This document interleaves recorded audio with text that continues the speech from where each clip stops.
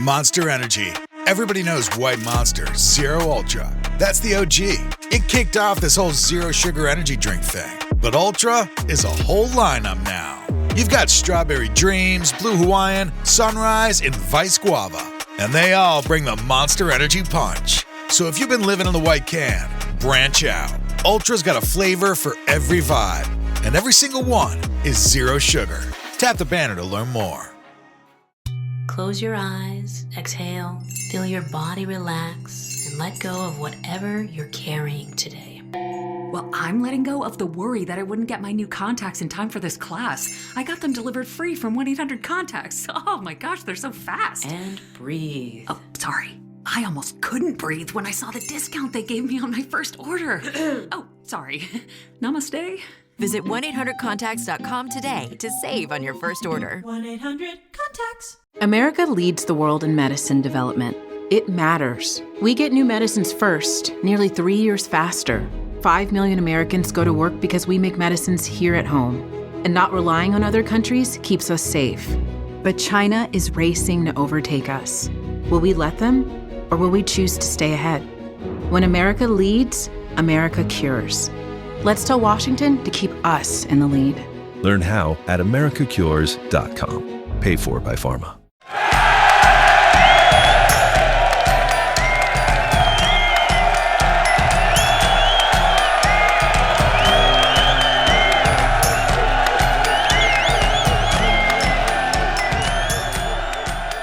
Yo, yo, yo, and welcome back to the Banter Boys podcast. My name is Sanji. With me is Elliot. How you doing, boy? I'm good, thanks, man. Very much in the trenches of no fan tracks for a weekend, so trying to work out what to do with my life. How are you? I'm alright. I tried to make plans, given that there was no football. All my plans fell through, so I caught up on sleep. It was fantastic. Oh, very nice. Yeah, I'm sure that will be wrecked again by the weekend, but always nice to have a little bit in there. Yeah, exactly. Did you keep up with any of the FA Cup shenanigans? Yes, I popped in and out in terms of like watching dribs and drabs, but wasn't fully invested just because I was trying to make the most of just having a weekend away from the Fantrax madness. Yeah, fair enough. Did you see the Disney derbies coming up for the next round? Yeah, very much. I mean, I've been quite open in the Discord that I'm sort of fatigued at the Wrexham loving, and I'm really not sure who I want to see lose more out of Wrexham and Chelsea. Don't Wrexham have like a good chance of getting promoted?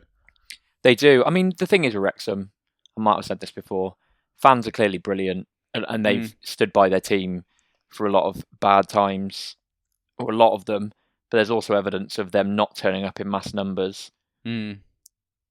So I guess it's easy to jump back on side when things are going so well. And I say going well, when you're just being flooded with money left, right and centre. Yeah.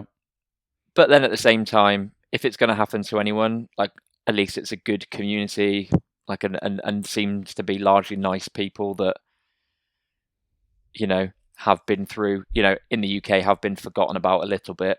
So I can see that. I guess my problem is, I say problem isn't the right word.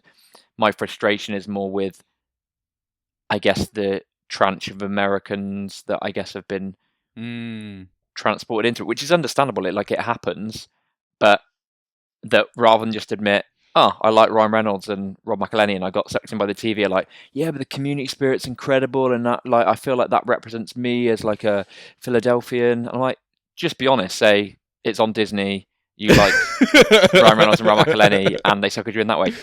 Like, that's fine. Yeah. But just be honest about it. Yeah. Yeah, fair. Yeah, I get that. I'll stand off my my pedestal. You can tell which one of us is a local and which one isn't, eh? Yeah, you can also tell which one got up in their sleep on the weekend and which one didn't. All right, listeners, welcome back to the Banter Boys podcast. We are a default fan tracks pod. So you've caught us on our free regular episode. The reason I say free is because we've got extra content on our Patreon for the low price of $1.99 per month. It's not just paying for wave pods. You're helping to support a brand, keep the lights on, and just help us, expand the service that we provide to the community. But in terms of tonight's episode, the typical format is we have two halves. In the first half, we do a data dump, and then we do a match-by-match recap, basically covering Fantrax relevant events mostly. Then we take our halftime pint, and then after the break, we catch up in our leagues, see how we're doing. We're in the middle of a game week still because it's the first double game week of the season, but not all 20 teams have played, so there's still enough data to kind of discuss and dissect. But then after the league updates, we round things off with questions that we get from our Discord, which is free to join. How do you join? Just DM me for a link and we'll sort you right out. Other than that, what I'll get Ross to do is quick social plug. So Ross, please do that right here. Yeah, for sure. So you can message us on Twitter and Instagram. Our handles at BantaB. On Discord in the Draft PL channel, BantaBoys #6585. On Reddit, /Banta_boys. You can listen to us on Spotify, Apple Podcasts, Google Podcasts, SoundCloud, and YouTube, all under the name of Banta Boys. Okay, so hopefully you've listened to Ross. If you're listening to us on Spotify or YouTube, we truly appreciate you hitting the follow button. If you've already done that, hit the notification button, the bell button, so you know anytime a new episode drops. And if you've already done that, leave us a comment, thumbs up on the video. We truly appreciate it. But without further ado, I think let's kick things off with our data dump.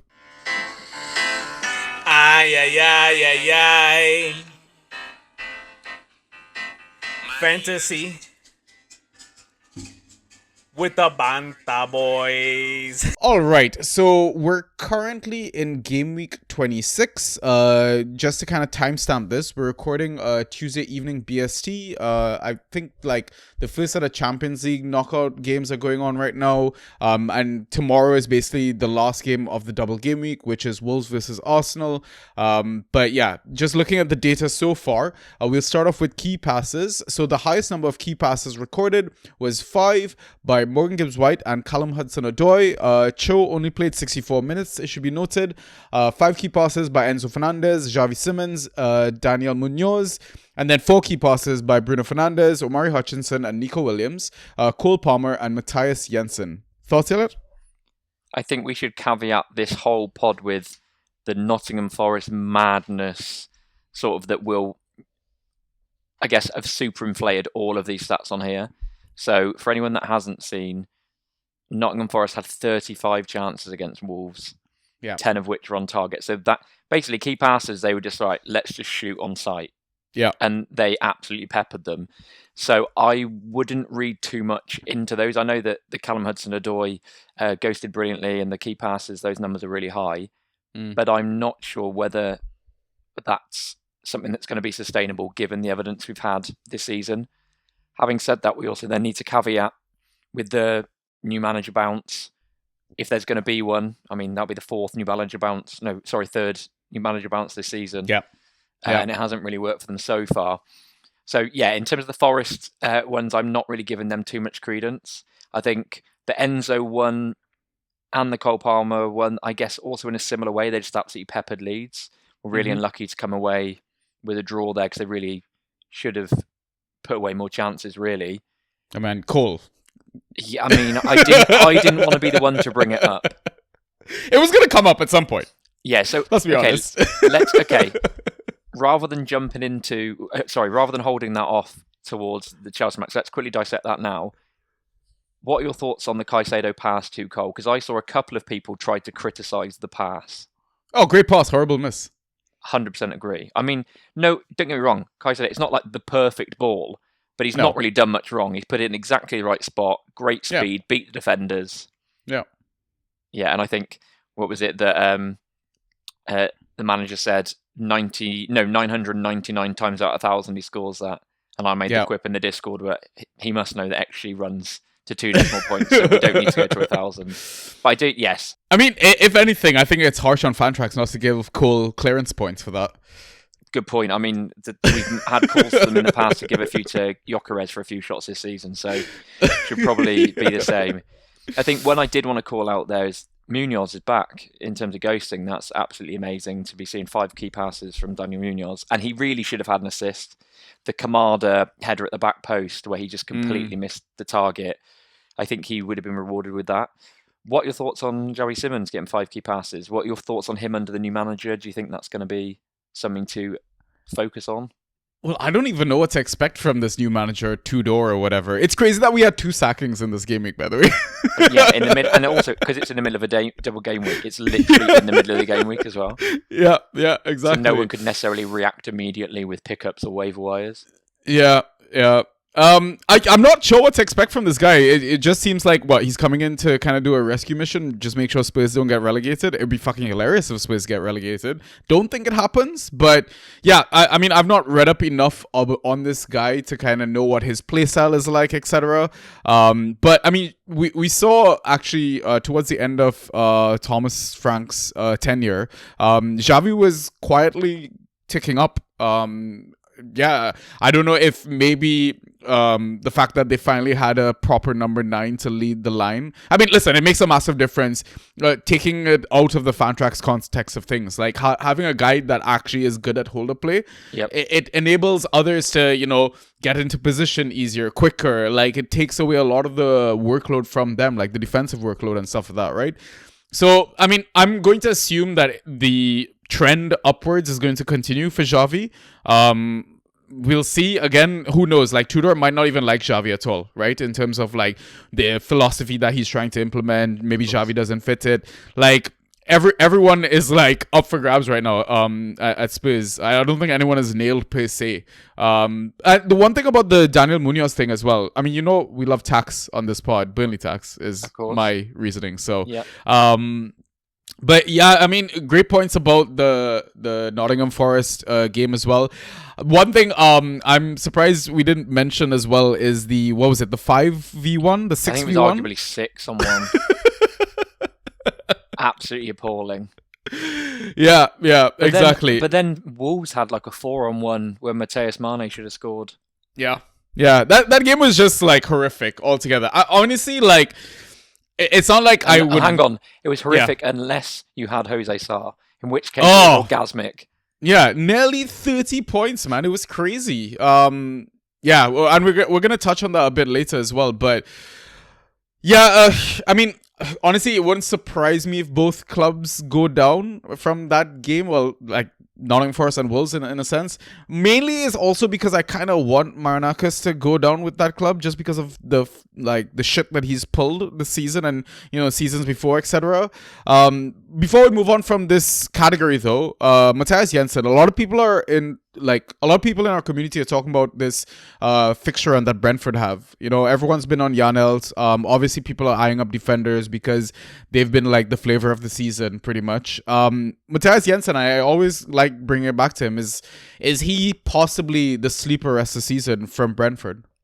I think it's a difficult one. I mean, he's certainly had the chops to be a fantasy darling in previous seasons when he has been on sets. I think part of the issue with this Brentford team and the players within that is it's still unsure what sort of, in that midfield especially, what sort of game plan they're going to go with. Even if he's starting, it might not be that he's playing a creative role and he's playing more of a, the what we might have known before as like the David Silva role, but obviously in a lot worse team whereby he'd be like the pass before the pass sort of thing. I think if you look at his numbers, obviously the 4 key passes is great from this weekend, but outside of that he did very little. So you've got 8.5, so you've got 8.0 key passes. He's not picking up any of the points on the stat sheet. And then previous stats, we've got 18.5 against Newcastle, which is great, but that's with an assist. Yeah. And then we've got 11 and 10.5 in previous ones. But then if you go slightly further back in the season, even when he was starting, he was picking up 2s and 3s. So I think there's certainly scope there. And I know a lot of people are excited by their run of fixtures. But how many times have we seen that where we look at a team and target a run of fixtures and you come away and go, right, what the hell just happened there? Because they've just managed to. They might have won the games 1 or 2-0 or what have you, but it ends up being that someone else takes the fall. I mean, we've seen Dango Itara be unbelievable, especially Fantrax wise, since he's come back from AFCON. Yeah. It could well be that they just end up going, right, let's just be uber attacking, getting the ball out to these guys. And I think I guess the elephant in the room would be Mikhail Damsgaard. Yeah, boy. A lot of people are. I mean, obviously, like there are managers in our community and especially in our Discord that have already made the decision, dropped him in leagues, etc. I'm certain there are people like that are picking him up, almost like with a lot of hope, desperation maybe. But I think honestly, he's still worth a stash if you have a deep roster. Yeah, of course. If you don't and you need to win your game week, drop him. Like, you need to be savage at this point of the season. Does it matter to you that, and I mean, I need to also like check, and I guess somebody who's listening to this pod can double check, but does it depend which side the corners are getting taken from for Brentford? Because Jensen took 5, Janel took 1. There you go. And I quite often, I'm sure someone can run the data analytics numbers on, the probability of them getting corners on which side, but ultimately a lot of that can be just a bit of pot luck. Yeah. Sometimes the draw lands in your favour, sometimes it doesn't, in terms of which side the corners fall to, or if the corners fall at all. Yeah. Because it might well be that you get a keeper that isn't powering out for corners and is able to keep hold of the shots for whatever reason on that day. So I think, you can certainly do a lot worse than Jensen, but I think to suggest that he might be the sleeper for the rest of the season might be a bit of a stretch. And what we might see from this Brentford team is that it sort of rotates between their midfielders. I mean, if we've said Damsgaard, obviously everyone drafted him early based on how he performed last season, then we've had sort of the rise of Jan Alt. Jensen the last couple of weeks seems to have maybe ticked up above Jan Alt slightly. Henderson at some points early in the season had a couple of good game weeks.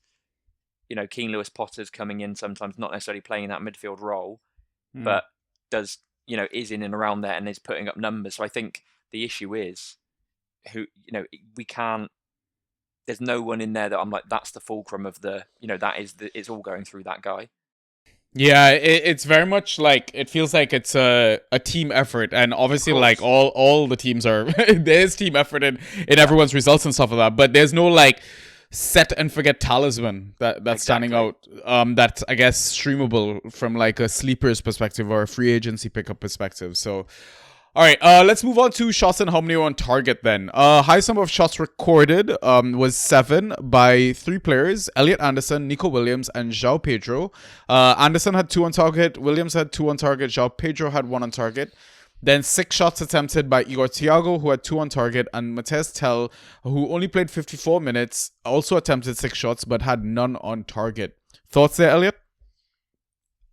Yeah, the obvious caveats there with the Forest guys, but encouraging to see that Nico Williams has come back and is taking shots and having a go. I think that's certainly something that owners that held him through the brief suspension will be happy with. Yeah. I think João Pedro looked electric in this game against Leeds. He really seems to have sort of gelled with Rosenia quite quickly. Yeah. And is responding well to his tactics. I know we've seen him, he's picked up a couple of penalties, or won a couple of penalties rather, for Cole Palmer's take, and that's always encouraging. But to see him, he does seem like a confidence player. To see him in that sort of purple patch, as a Chelsea fan, I'm sure it's great for you to see, because it also means you're less likely to see Liam Delap stinking up the gaff. But I don't mind Liam, I feel like he gets a lot of stick. He's a kid. Yes, he's a nice boy. He's a kid. He's a nice boy. You say he's a kid. He's not. Compared to half the people in the league, he's not. He doesn't look like a kid, but he's still, like, age-wise, he's a kid, right? I think a kid is Esteval. That he's a kid. Or like Max Dauman. They need to be like 16, 17 or whatever. Oh, he's an infant, let's be honest. I think the Matthijs Tel one is an interesting one. I know he didn't have any shots on target, but to be getting 6 shots, especially now that Odebear's out for a period of time. Charlison, again, we've briefly touched on the fact we don't fully understand exactly which way Tudor's going to go yet. That could be one to look at if he's at least saying, I'm going to try and put my stamp on this team a bit. Yeah. What about yourself? I think there's genuinely going to be an asset that surprises us from Spurs. And this is one thing I do love about managerial changes is that dead assets become hot assets, and hot assets can easily become dead assets. Yeah, like it's the wild it card, isn't adds. Yeah, and to have now two of them because Vitor is coming into the dugout at Forest, who knows what is going to happen over there as well, right? So, yeah, it's going to be very, very interesting, man. But other than that, nothing else to kind of really pick from. Again, like you said, I mean, the amount of chances that they created and shots that they had, it's no surprise that Forest players are just dominating the data dump so far. And I mean, it kind of a good segue into the next category, which is accurate crosses. Highest number 4, another Forest player being here, Omari Hutchinson, and then 2 others being Pascal Gross and Mikolenko. Thoughts? Yeah, I think the Mikolenko one's an interesting one because I think we spoke a lot earlier in the season about the effect that Jack Grealish was having on Mikolenko. Yeah. And sort of suppressing him somewhat in terms of getting forward. And I know that Mikolenko isn't really some sort of like flying left back, but especially last season, he put up some pretty consistent numbers at times and was certainly a rosterable asset. Whereas this season, I think the general view has been he's a bit of an avoid. So it's interesting to see that he's maybe getting forward slightly and getting involved there. Having said that, with Jacob Ryan getting a straight red card on the weekend, it'd be interesting to see who comes in at right back. And if Moyes maybe does go for a Patterson, it might well be that we then see Mikolenko staying back slightly. Fair. That's just a good shout. Complete conjecture. It might not be true, but it feels like David Moyes, if he can't play 4 sort of centre-backs across the back 4, he's certainly going to want to be having 3 there. Yeah. I think the Omari one is an interesting one because he's been sort of a darling this season on and off and put up good numbers. But just in light of what we were just saying about Forest, and we can come to it later if you want, but is there a view to saying sell high on all Forest assets, certainly attacking, on the back of that game week and just hope that somebody nibbles on the fact that some of them put up huge numbers because of the uncertainty? Yeah, potentially, because I mean, but then it's like, what realistically are you going hunting for? Like, what sort of assets that are out of favor, assets that are like throw a possible trade at me. Let's say Omari. Okay, so I guess the person or the players that I'm focusing on there, Elliot Anderson is the key person I'm looking at there, who has seen a massive uptick in form under Dyche. Yeah. His numbers have been superb, like mid-1, mid-2. Yeah. Pretty consistently. Yeah. From someone that was probably, bordering on droppable or, people weren't really paying much attention to. Yeah. If you can convert an Elliot Anderson to a Gross or a Douglas Luiz, one of the new faces, I guess. Yeah, there is that. But I think you can aim higher than that, really, with an Elliot Anderson personally. I think there might be some people that are looking at trying to think of some assets. He's had a crazy couple of weeks, but a couple of weeks ago, you probably could have got Cole Palmer for Elliot Anderson. Yeah, because Cole was doing fuck all. He was injured all the time. But my point is, there's players this season. There's nothing immediately jumping to my mind. Yeah. That players that haven't put up brilliant numbers so far this season, but would have been a higher end asset that it might be worth a punt on. A Declan Rice? Is that too high? No, I'm looking at Declan Rice. I think that's too high personally, but I think you could have a conversation about it. I don't think it would be an instant reject. Anton Stark. He's been out for a few games. Yeah, exactly. I think you'd probably get better than Anton Stark for Elliot Anderson. Yeah. Really. Yeah, it's definitely one like food for thought. What you're gonna do with your Forest assets, man. And I mean, I want to say your Spurs assets as well, but who's really owning any Spurs assets not named Xavi Simons? Like Pedro Porro, people are probably still hanging on to him. He's due to come back because he could. So one of the limited things we've seen about Tudor is he's probably going to play 5 at the back or wing backs. Fair, right? Yeah. Hello. Now that I've got your attention, this is going to be a weird ad because real estate is weird. If you're in real estate, you already know this, but most of the data's trash and sellers, well, they're a mess. You know the story. They got to talk to their wife, their dog, their therapist. In reality, they just don't know you, and they don't trust you. And why would they? You're the 100th person who's called about their house. And why'd you call them? Because they were on some list that you heard about from a guy living in his mom's basement. Now, to be fair, I live in my mom's basement too. But that's not the point. If you want to win, you have to be different. You have to talk to people who need to sell, who just had a kid, got divorced, or had a loss in the family. That's what Goliath does. We monitor people's lives, and when something changes, we throw up a white flag so you know exactly who to contact. Even if it's 9 p.m. on a weekend and you're asleep. That's what an unfair advantage sounds like. Goliath. Goliath data. Goliath. Goliath data. GoliathData.com. Find deals before the market does. Okay, back to the show. Sports Social Podcast Network, the biggest voices in sport. Let's take a look at some of the lineup. The Anfield Wrap. Liverpool are not equipped. That is a deliberate decision, and for me, that is deeply unacceptable. Football cliches. Turns out that Rudy Voller was born son of Rachel and Derek Voller from Basildon and Hainault. Tennis Unfiltered. If Sinner and Alcaraz are turning up to tournaments and are bothered 99% of the time, one of them's going to win it. All on Europe's biggest sport podcast network. Find your next favourite sport podcast. Search Sports Social Podcast Network and listen wherever you get your podcasts. Sports Social Podcast Network. Verified comparison at content.sport-social.co.uk/comparison. Pedro Porro probably will have some set piece inclusion. Yeah. So if you're looking at a wing back with some set piece inclusion, that's potential for Fantrax Gold, right? Yeah.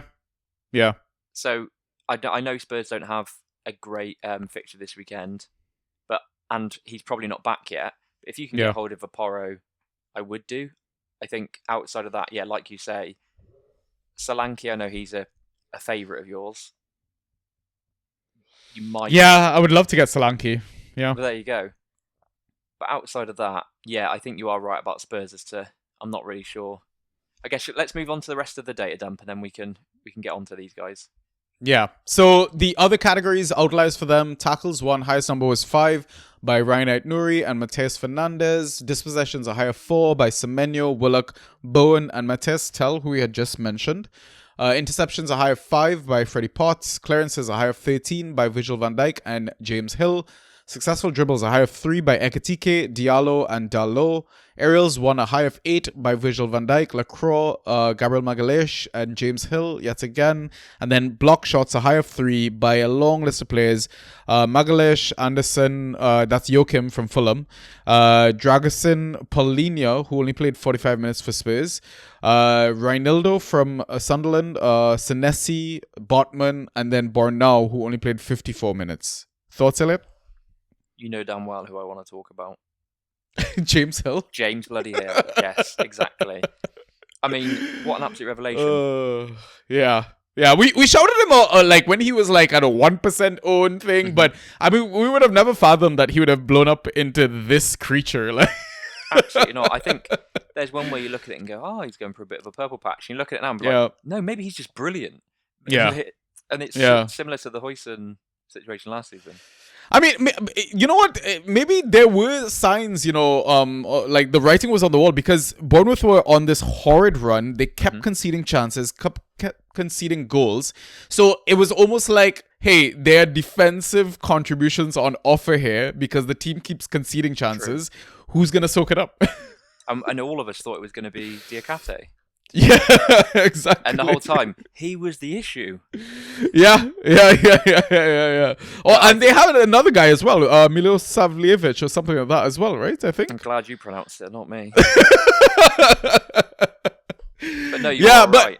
But he's been an absolute revelation for a lot of Fantrax managers in our community, man. Yeah, he's been absolutely brilliant, and I think that's what you like to see is someone that sort of just comes out of nowhere and just absolutely rips it. It's been brilliant.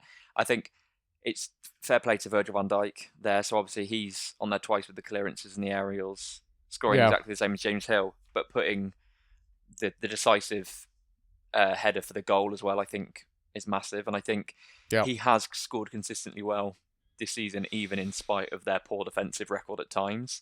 Yep. And I think he's someone who at times people might have looked at him and said, is it going to last? Shall I trade him out? And I think it's the fact that he's continued to put up such good numbers is testament to those that have held him. Yeah, I think he had that one season where he was just absolutely dreadful. But other than that, like, he's typically been like a Rolls Royce asset to own, right? Of course. But I mean, earlier this season, there was definitely people I think that still had the jitters a little bit. And Yeah, I'm thinking, for sure. hang on, did I go too early on him? Because he always tends to go around round 4 just because of the name. And I think some people maybe looked at, especially this season where we had the sort of rise of the defender and people playing 5 at the back and picking up defenders that were putting up double digits every week and thinking, hang on, shall I trade in this asset in Van Dijk for a premium midfielder or striker and just go with some lesser known defenders, I suppose. In terms of the other ones there, I guess, do you want to talk about Aït-Nouri? That's exactly where I was going to go. And the only person I really kind of wanted to pick out from this segment is, I mean, he's back. I don't think we imagined Pep rolling out both Ryan Aït-Nouri and Nico O'Reilly together. Nico O'Reilly playing a more advanced role. He's kind of lost his ghost a little bit because I think, he scored 12 points with a goal or something like that. I mean, it's no surprise that Ran is scoring okay. Like, he's always been a great attacking asset, but I think the addition of Guéhi into that City backline has massively boosted their potential of getting a clean sheet any given game week. And I mean, yes, they're conceding shots and chances, but when you've got a world-class shot stopper in Gigi Donnarumma between the sticks, you've got to fancy your chances of maybe getting a double-digit score from Ryan Aït-Nouri any given game week. Yeah, I think they look so good against Fulham. They just look really fluid, just really sort of back to the City of old. I'm intrigued as to whether Pep continues playing the both of them. Yeah.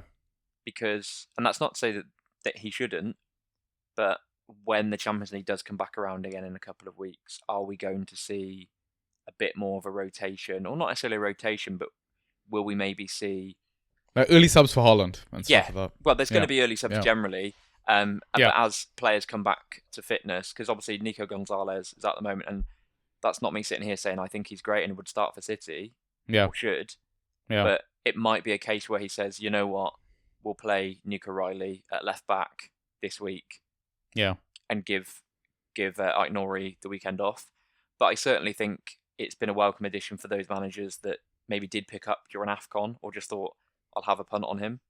Yeah. Bit of patience needed, but it pays off kind of immediately. So, yeah.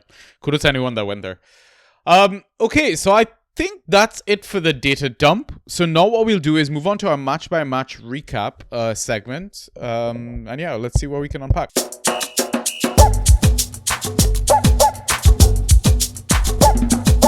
All right, so we're going to start with the Tuesday games. Chelsea 2, Leeds 2. I think I missed most of this. I don't know if I was out doing things with my life. Maybe, possibly. How dare you?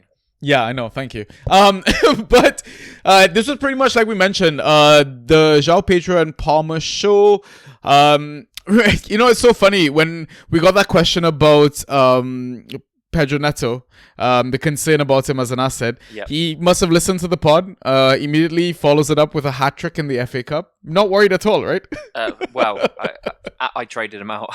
So fair play. Well, no, so I've given you some context on this previously, but this is in a lineup block league. I had 3 players benched, including Neto, as well as 3 injured players. So I wouldn't have been able to field 11. Traded him out for Douglas Luiz and Iwobi. Certainly don't love Iwobi, but it was a matter of getting a starter on the board for that game week just to give myself a chance. Yeah. But yeah, he certainly responded well in the FA Cup. And I know that the manager came out at the end of the game saying, you know, he's a world-class winger, but that doesn't necessarily mean that we're going to see huge minutes from him. I'm not concerned in terms of if I owned him in leagues, I've got him in another league. I'm happy to have him. Yeah.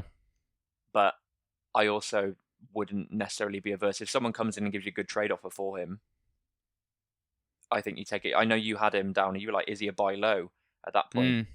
Great shout. You know, to be putting up hat-trick in the FA Cup is great. Yeah. Love to see it if you're an owner. Cucurella apparently picked up an injury, so there's a chance that Gerald Hato might be an option moving forward for Chelsea. And Listen, it's a weird one because a lot of people have been asking me, oh, you know, what's happened to the Chelsea defense? You guys have conceded goals in this easy fixture run, which was supposed to be, you know, easy clean sheet potential or whatever. Yep.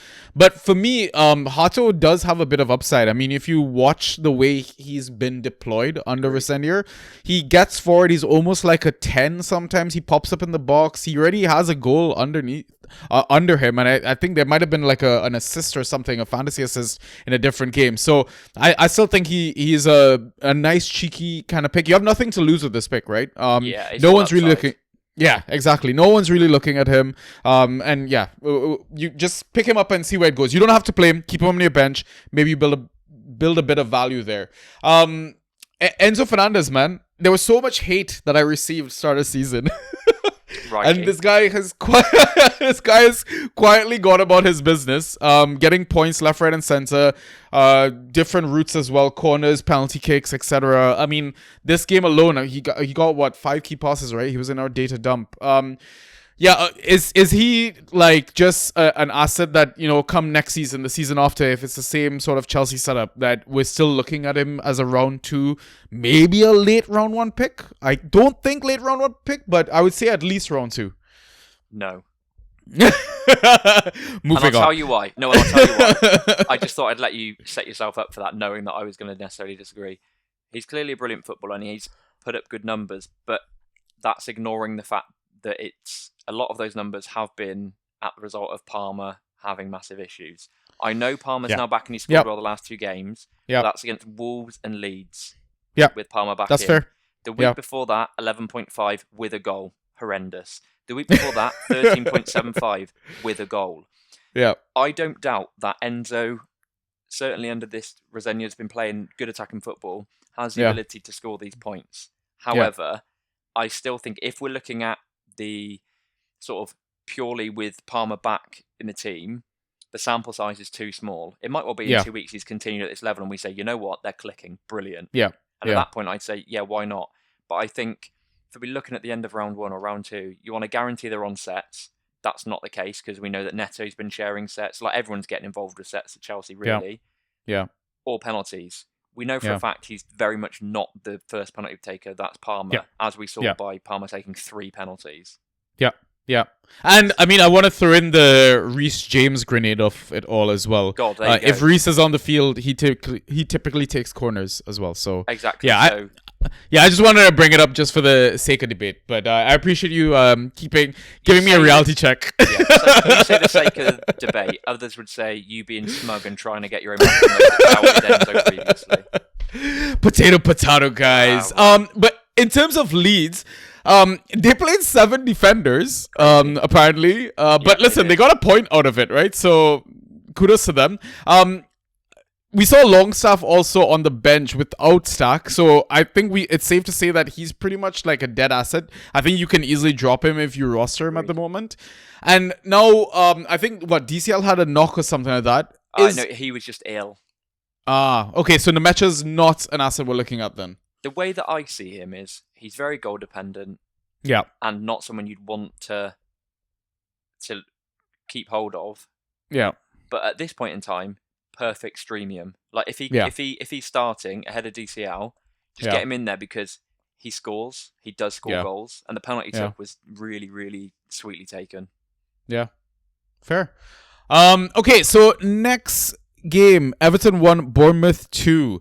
We saw Keane got benched for Branthwaite. I mean, you take away the assist, I think, from Branthwaite for the penalty. It's like you had mentioned, I think, on the last pod. He doesn't really ghost well. KDH scored another stinker, and you know, I understand why managers were so frustrated with him, because he does do this, right? He will drop a score between 0 and 5 Fantrax points, but then go off and get 20 to 25 points. So I think like these stinkers are a great opportunity for you to get him in low, sort of thing. We spoke in Giant's existence as well. We touched on him. We talked about Mikolenko as well, with our Grealish. Barry, unlucky not to get a goal, or like was it just? I think just he was horrible finishing. Yeah, I think rather than unlucky to get a goal, he's lucky to still have a football contract. It was really poor.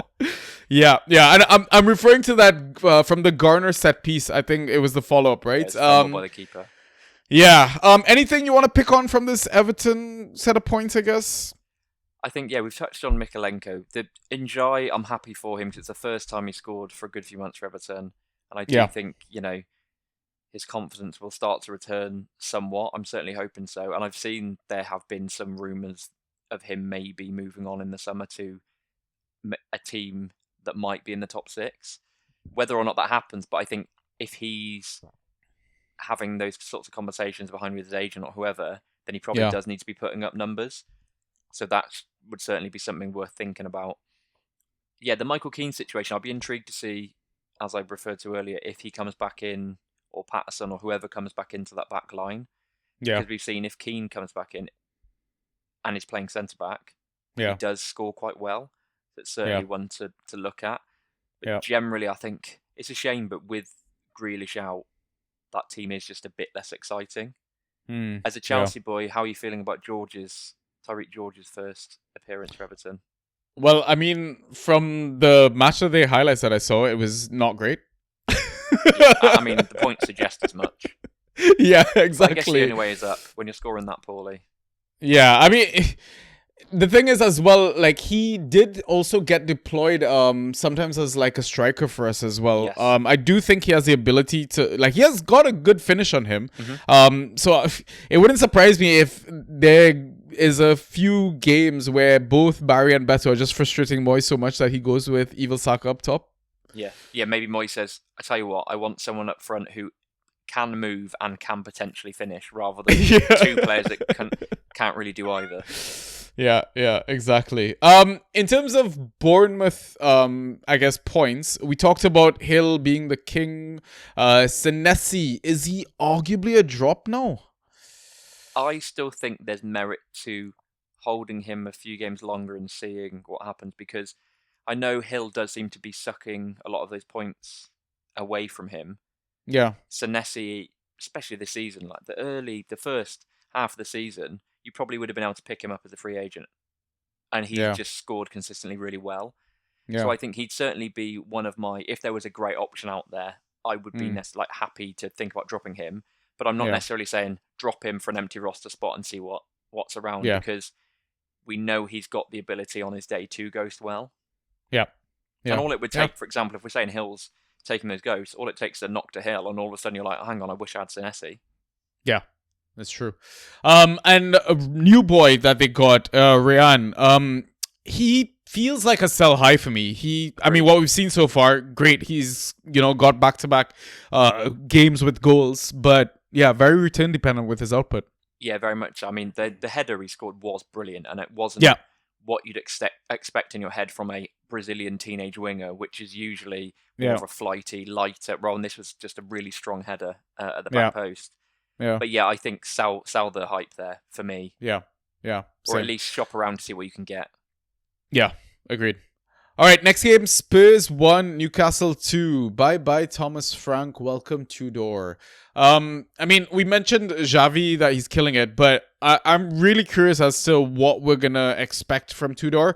I mean, if he's really is going to roll out a back five, you could probably go one step forward and try to pick up a couple of the wing backs or fullbacks and just see, because Porro is probably the only one that is already rostered in almost every league that you're in. So the likes of Spence, Udogi, that sort of stuff. Again, you have nothing to really lose.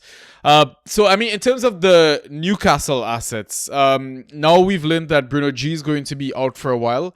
What is it, like 10 games or something he's going to be missing? I think it's something like around about 10 games. It's not 10 weeks. I don't know whether that includes Brazil games, because we've sadly got an international break coming up, and this was first reported in Brazil, sort of in light of that. But I think if we're looking at, even if we call it, 8 games, or 7 Premier League games, and we've got 12 left, there's certainly a decision to be made there. If you're not in a playoff league and you don't have a large bench or an injury spot, it might be one you have to think about. I mean, I would probably hold until Eddie Howe maybe. We know that Eddie Howe isn't great or forthcoming with injuries, but if he mentions it, because at the moment we're going off, yes, it's been reported in the UK media based on these Brazilian reports. Yeah. So it might well be worth on that. I mean, you're the Bruno G homer here. What are you doing with him? The first, I guess, time frame or whatever that I'm looking at really is Newcastle. No, they qualified for the Champions League, didn't they? No, like they're not in the knockouts. Against Karabakh. Right. Okay. So if they're out of the knockouts, they're gonna probably be fighting for a European spot come end of season, right? So I don't know if that is a reason to kind of either one, hold him, or two, potentially trade him in again if you have a deep roster. If you're scrambling for a win, and if I was, I would consider dropping him, man.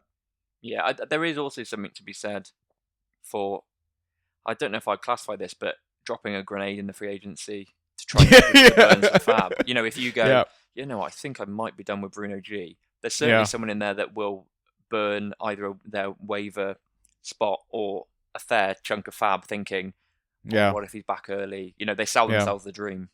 Yeah, it's very possible. We'll see. I was going to say, in light of Bruno being injured, someone who did catch my eye this weekend was Joe Willock. So I think he only scored about 6 points. And Willock does this. He's incredibly frustrating. I'm sure he'll pick up a knock within 2 weeks. Yep. Had a goal disallowed, but had looked really good forward play, actually. And scored, around about 6, which isn't great, but played 86, 87 minutes, which is what you want to see. There's always that potential there as could he burst into that position? And could it happen? But then you look at the FA Cup the other night, Tonali scored 2 goals. And we've seen Tonali do this before, where he's just looked electric, and people have picked him up, myself included, or rushed to trade him in and then been burnt by it. So I think what might actually be the play with this Bruno situation is actually just to sort of avoid getting sucked in. Too much. Lewis Miley's injured, so he's not going to be people will go, I'll jump on Lewis Miley. He doesn't look like he's going to be straight in there. Yeah, I think there was a stat that immediately started going around the community about Newcastle not having won any of the 9 games. I think they've not had Bruno G with them in the starting 11. So again, that is also a good reason to kind of avoid Newcastle altogether, right? I'm not going to Willock, bro. I've been burnt way too many times. I'm not doing that again. Okay, so let's timestamp this. What is it? 1 or 2 Willock goals this weekend? What are you saying? Oh no, they're playing Karabakh first. He'll put up a hat trick against Karabakh. Oh, 100%. Yeah. But Barnes is an asset that has been starting a lot of games recently. But where the hell are the points? What are we doing with him? He's gone back to being Barbie Hans, the man that we know. Exactly. I still think he's with a spot in your roster, but I think you might need to consider benching him or him being your mid-4 in a sense, mid-5. Like, consider who else is on your roster that you can rotate with him. So yeah, he always had patches like this when he was at Leicester, where you maybe, I think people will, myself included, would have drafted maybe like round 5 or round 6, and he goes on a hot streak, and you're like, oh my god, I've got an absolute gem. And then he goes through like 5 games of putting up consecutive like 3.5 or 4, and you think, oh yeah, that's why he fell in the draft. All right, next game, West Ham 1, Manchester United 1. That guy's hair is gonna keep growing. By the way, Shaw heard your trash talk, and he took it personally. Put up a nice, healthy double-digit score. But West Ham backs, but yeah. The Manchester United asset I want to focus on is Matheus Cunha. A lot of managers in our community asking questions. What do we do with him? He's not scoring the points, etc. What's your personal take on this? I think, Cunha owners must have whiplash this season, because 1 minute they're like, oh my god, should I drop him? Then they're like, oh my god, we're so back. He's just put up 22.5. And then 2 weeks later it's, Ahmad and Mbeumo are killing Cunha here. So I think it's one where I can imagine certainly if you drafted him or you, I guess, gave away quite a lot of capital to get him in, you would be frustrated. There's some people that might have got him on a low that feel okay about it, but he seems to be. The thing is, he is involved, so I certainly think there's an opportunity for points there. If you can get someone semi-decent, I would certainly think about it, but it all depends on roster. I think, obviously, Sesko coming on and scoring with a really good finish will panic some managers, because Cunha seems to be the first one to sort of drop out, ahead of Mbeumo and Ahmad. in that situation. But I do, like I said, I do think the opportunity is there for him to get points. It's just that because he's at Man United, people paid quite a lot for him. Yeah. I don't know. What's your views on Cunha? Where's your playlist taking you? Down the highway? To the mountains? Or just into daydream mode while you're stuck in traffic? With over 4,000 hotels worldwide, Best Western is there to help you make the most of your getaway, wherever that is. Because the only thing better than a great playlist is a great trip. Life's the trip. Make the most of it at Best Western. Book direct and save at bestwestern.com.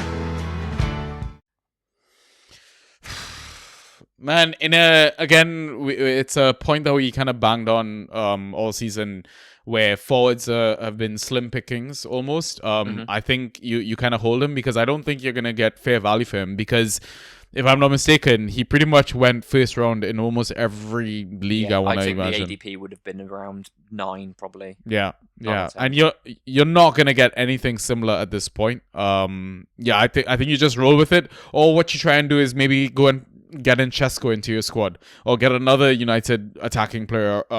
Just when they rotate Cunha in and out the team, that you're kind of prepared for that, because I do think that they will. Like, I don't think he is he's not immune. Bulletproof. Yeah, he's not immune to being benched, right? So so if the last 2 game weeks for him have been really poor. So 0.75 against West Ham, 4.5 against Tottenham.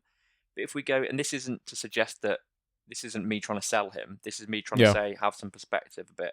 Before then, 12.5 with a goal, 11.25 with a goal, 10.5, 9.5, both of those with an assist, one of those with an assist, 17.5. Right, so all of those were in a row. Yeah. That was when you should be selling him. Yeah. Yep. Given that before then, we've got a 0.5, 7.5, 21, 25, 19. So he's been going through patches of scoring well. Yeah. But if you've ridden him to this point, you've already missed the window to get rid of him. Yeah. Yeah. I mean, I'd say so. At least to get value out of him. Yes, sort of sorry. If you're looking to bring him in, I don't hate it, because he will put up some scores where he'll get you 20 points. Like, you could sell off an asset that's probably putting up like 8.5 each week. Nothing incredible, but you think maybe I want someone with a bit of a higher ceiling. That I don't hate. But generally speaking, in terms of worried Cunha owners, this is what I was saying before. They weren't worried when he was putting up those double-digit scores. And when they probably should have been thinking, right, either am I willing to ride this, or should I be looked to sell him out now? There's always going to be a Man United manager in nearly every league. Yeah. I think I'd comfortably roll him out in a roster where I only needed to play one forward. Okay. Well, you'd have him as that one? Just a lone forward, yeah. Yeah, I guess if you had him as that one, you'd aim to have Sesko as well, just in case there was the moment. But yeah, I don't hate that at all. Yeah. All right. Wednesday's games. Do we need to talk about West Ham? I mean, we should probably talk about the fact that Somerville, who scored again in the FA Cup, is just on this unbelievable hot streak and just looks unplayable. Yeah, it's gonna inflate his ADP next season if they stay up. Oh, big time. Unnecessarily so. Of course it is, and then they'll sign some absolute bum from another league that will just manage to kill Somerville for some reason. Yeah, exactly. But I mean, other than Somerville or Bowen, like, I feel like you really shouldn't have to roster any of these West Ham assets. I mean, there is that. Souček was just unbelievable in that game. He just seemed to have just taken on the whole team. Yeah, he does that every once in a while. Like, yeah, he just is absolutely.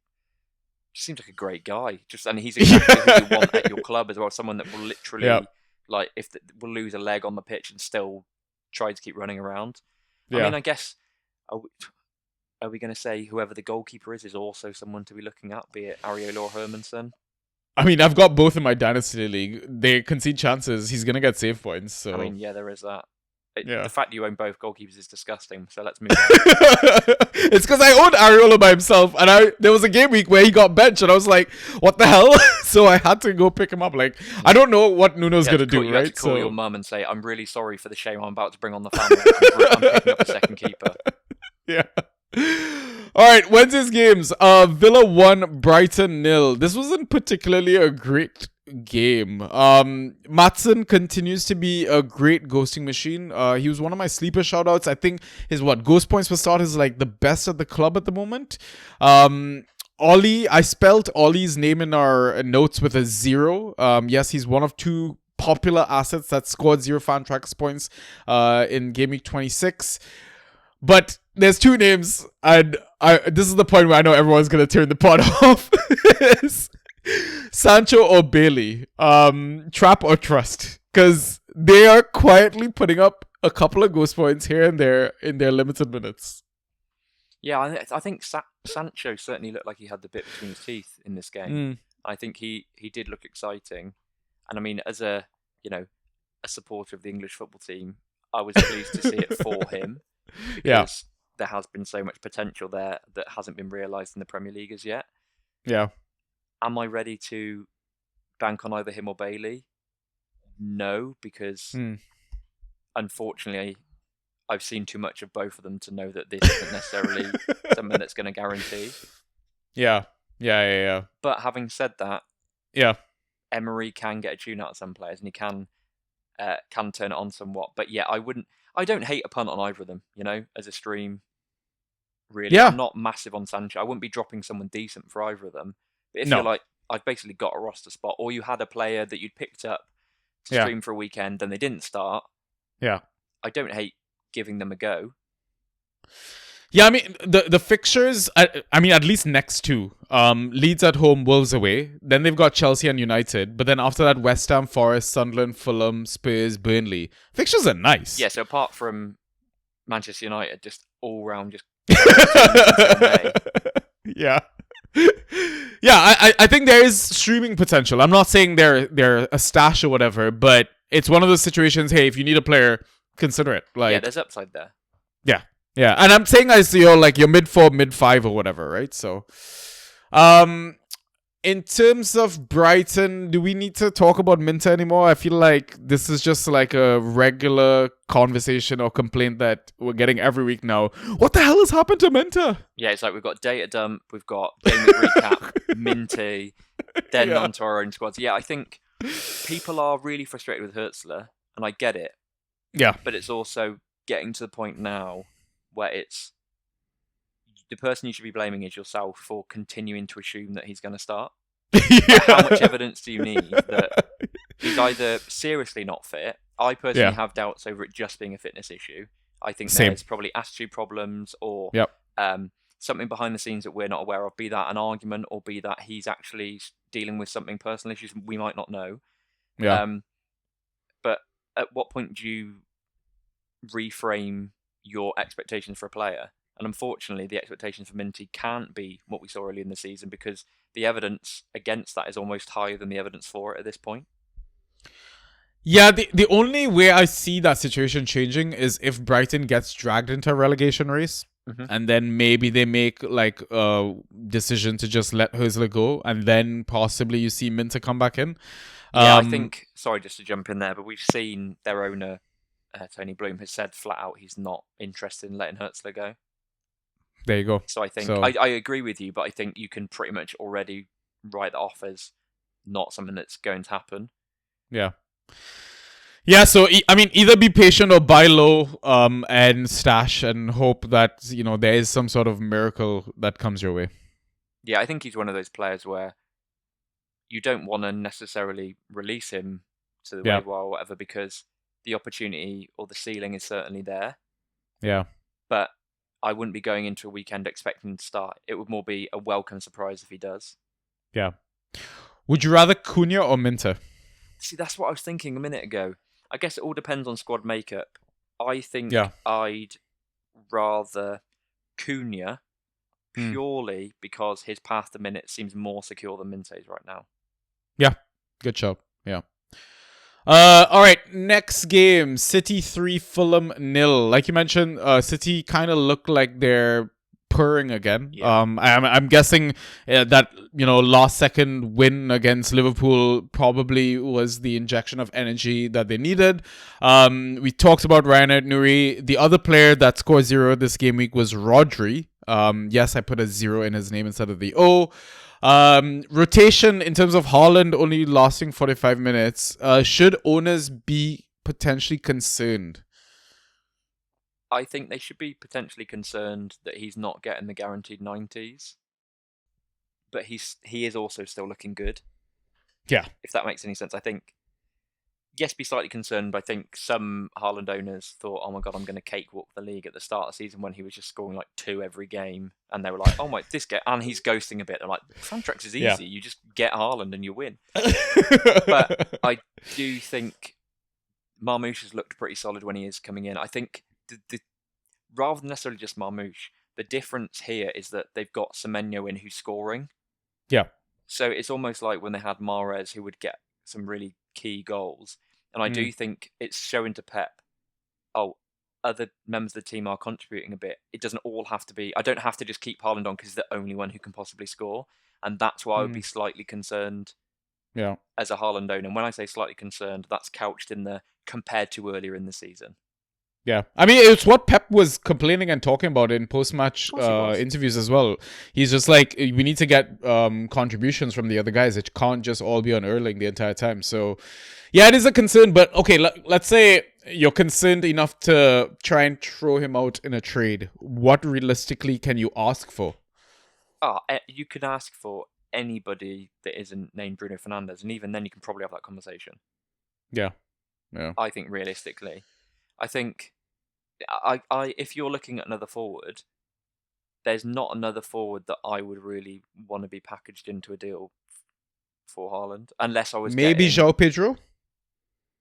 If I was getting João Pedro, I would need another forward one to. Yeah. That's what I'm saying. João Pedro +1 sort of thing. But even then, this is us looking at João Pedro with purely rose-tinted spectacles. He could easily be rotated for this game week. Yeah, Rosenior's done it before and entitled to do it. He's a great player.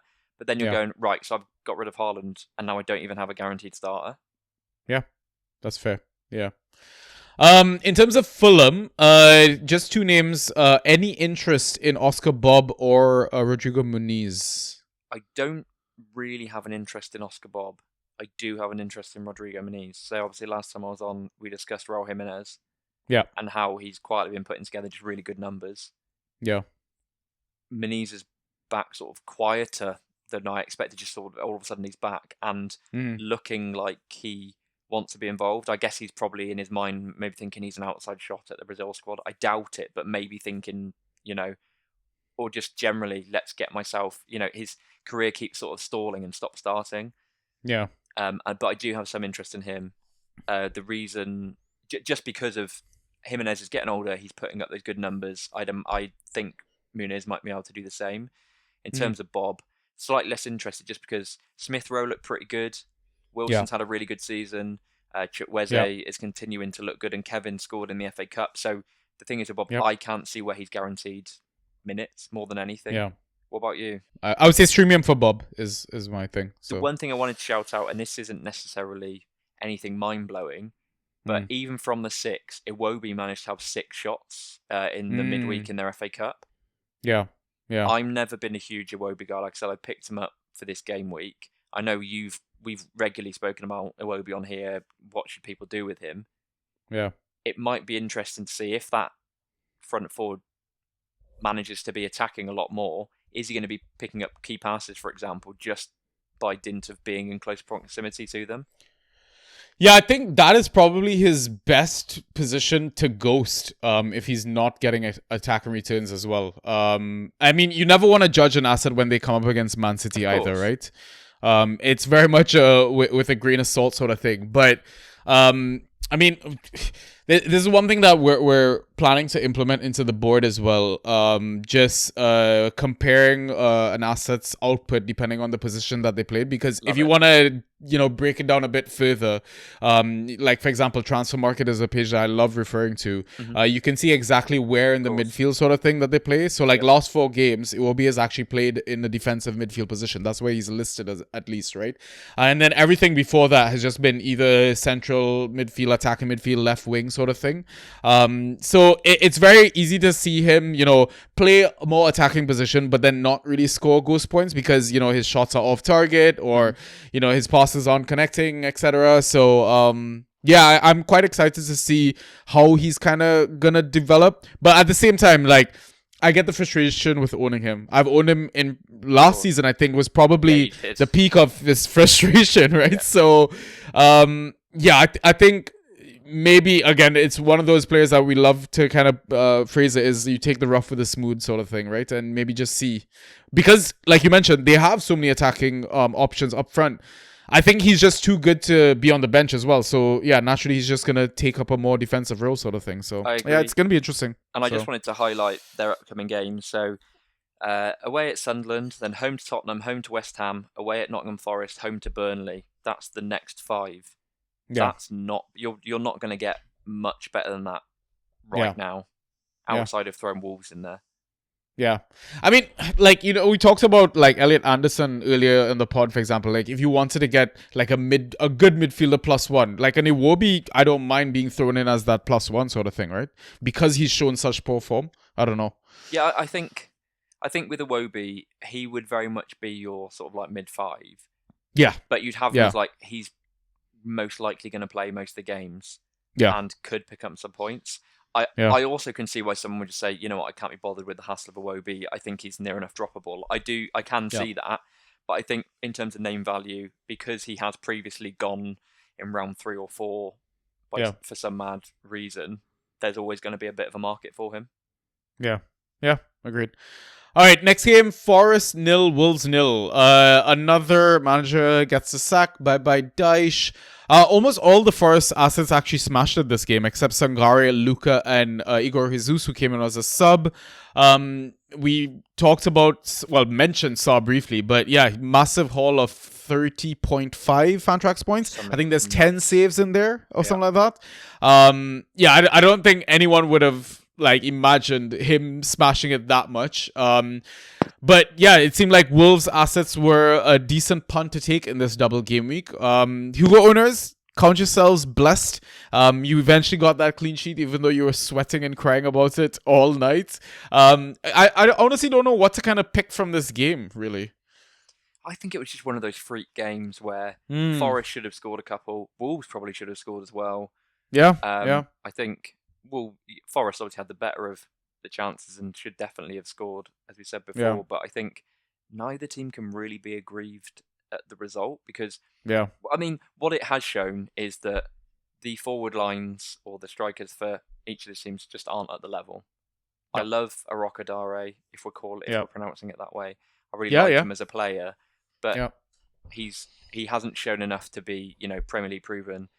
Forrester brought in Luca. He made that terrible shot that the one that they should have scored. So they've just got this.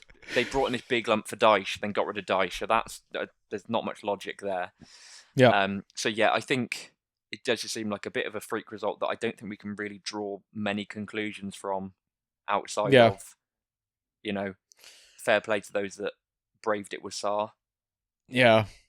It was a shame that they didn't sack him before this game and bring in Vitor for this Wolves Forest game. It'd have been a bit spicier. The narrative would have been lovely. But well, actually, you know what I should mention from this game before we move on to the next fixture is the fact that the club announced it right after midnight British time. It's because Marinakis doesn't sleep. Marinakis does not sleep. Oh my god! A social media person. What are my working hours? They're nominally 9 to 5. Unless I'm pissed off, in which case you're up all night with me, baby. And it's just you and Marinakis just sat in a room. Oh my god, the guy is so unhinged, yo. It's honestly just mental. It's so crazy. Anyways, next game, Crystal Palace 2, Burnley 3. It was basically the first half. Palace goes up 2-0, and what was it? In a span of 7 minutes, Burnley just win the game. Absolutely ridiculous. The thing I wanted to call out here, just because I know we're going to talk about Strand Larsen, because he's your boy. Yeah. Right, his first goal, he just shot through Dubravka. I don't know, Dubravka literally just fell out of the way. It wasn't. Yeah, I mean it was still a good strike, good volley, good strike, but I think 9 times out of 10, a keeper. You see a keeper save that. Yeah. Second goal, however, lovely striker's goal. That. Yeah. I'm glad that he's finally off the mark. I mean. There was a reason why I think he went high-ish in drafts this season. Because you I want to see him up. Well, I mean, listen, I love the guy. I love the player. I just, forgot that, hey, when you take out all the creative players out of Wolves, who's actually going to supply the man with chances to finish, right? And so let's not get too carried away. He did get 25.5, but with 2 goals. So he didn't do a whole lot of anything else. Yeah. But the thing is, listen, if he's one of those players that, listen, you just give him a good chance he's gonna finish, then yeah, you take that. Like 90-minute guy as well. Who knows if he's gonna be on penalties? We haven't had that opportunity yet. So yeah, it'd be interesting to see how he kind of performs rest of the season. So we saw my boy Pino get benched. I dropped him in a bunch of leagues. Because Gazan, had come on the game before, I think got the assist for the goal against Brighton, gets rewarded with the start versus Burnley, but then basically puts up a Pino-like performance, and then Pino comes off the bench and easily gets 5 points in limited minutes or whatever. Something is wrong with that number 10 position or creative position at Palace at the moment. Like, it feels like regardless of who plays there, because you're gonna assume it's Strand Larson and Ismail Assar, right? So it's the third of that pronged attack. Yeah, I don't know, man, what to make of it. I think the biggest issue is none of them are Eze. I genuinely do think that there is sort of a black hole that is just sucking the end of the life force of that position. Yeah, in the pitch in a Palace shirt. Yeah, no, it is interesting that Pino was so quick to be sort of taken out of the lineup. I mean, there certainly were people that maybe warned you specifically about that possibility. Yep. But I also think it's probably good for the players generally that there is some competition there. It might well be that we see Pino really up his levels because he's not just guaranteed a starting spot come what may. And I think there's certainly some Palace fans that have said before earlier in the season that Pino is clearly the best player on that team technically, but he's also up until now basically had no repercussions for a bad performance. Yeah, that's very true. Hopefully it will spur them on. Doesn't really help for Fantrax if whoever starts is gonna put up 4 points and get subbed in the 59th minute. Exactly, that doesn't really help anybody.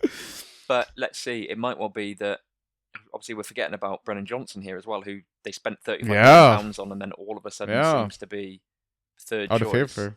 Yeah. But let's see how it shakes out. I mean, this weekend they're up against Wolves.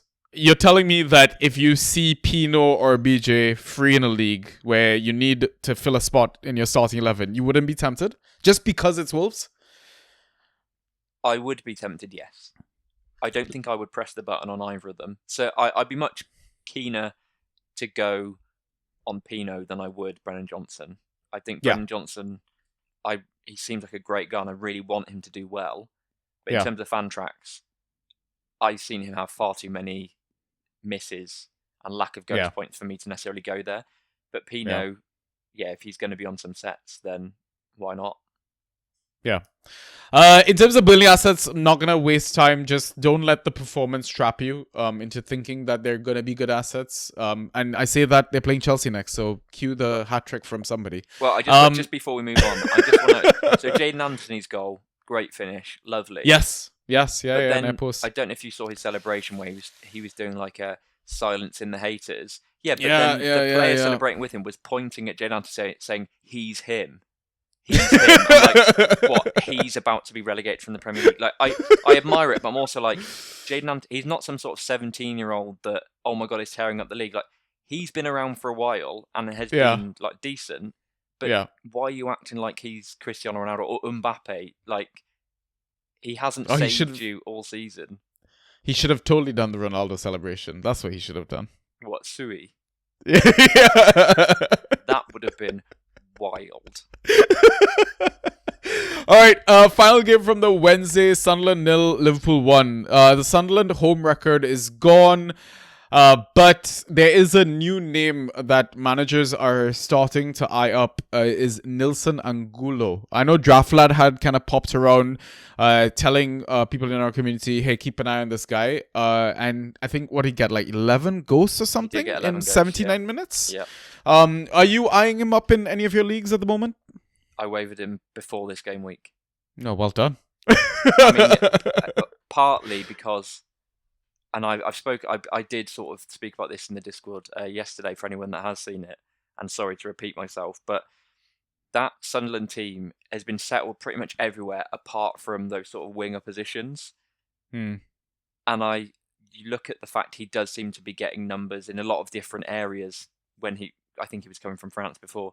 a lot of different areas of the pitch.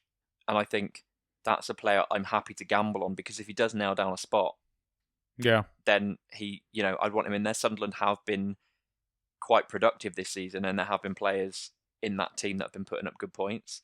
So I was certainly hopeful.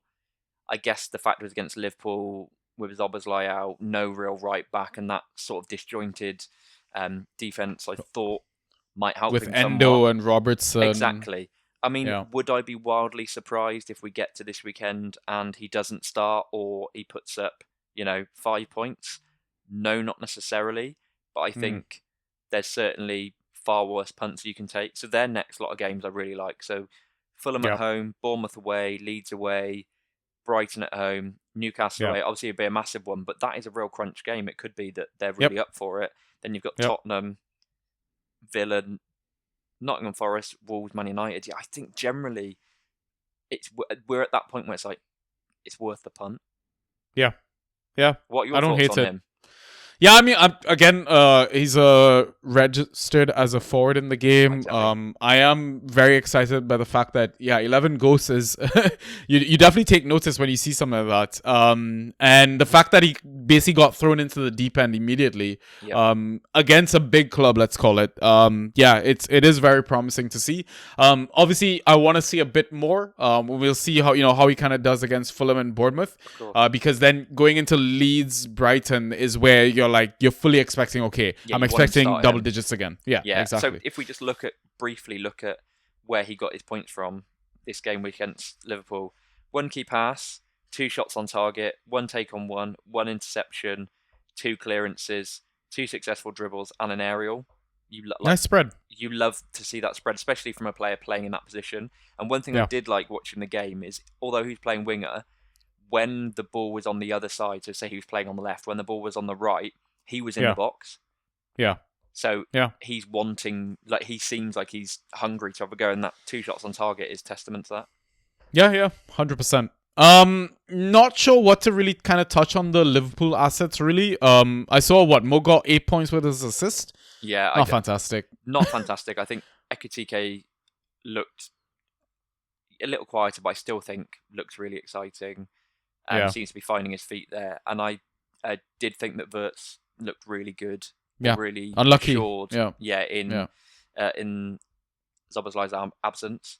And I think if you look at Wirtz's numbers, I'm sure people who have him are happy that he just seems to have turned the corner and is putting up, a floor of 7 or 8 with some higher ceiling when he is involved. And he just does seem to be finding his feet a lot more. Yeah. Final game, Brentford 1, Arsenal 1. We spoke heavily on the Brentford assets and, options, etc.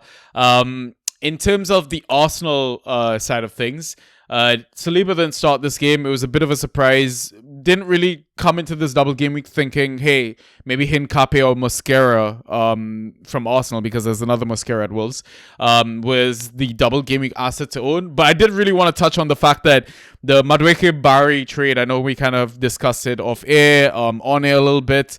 It kind of now did work out, the fact that I didn't take that trade. I didn't want to say it, but he's looking good, man.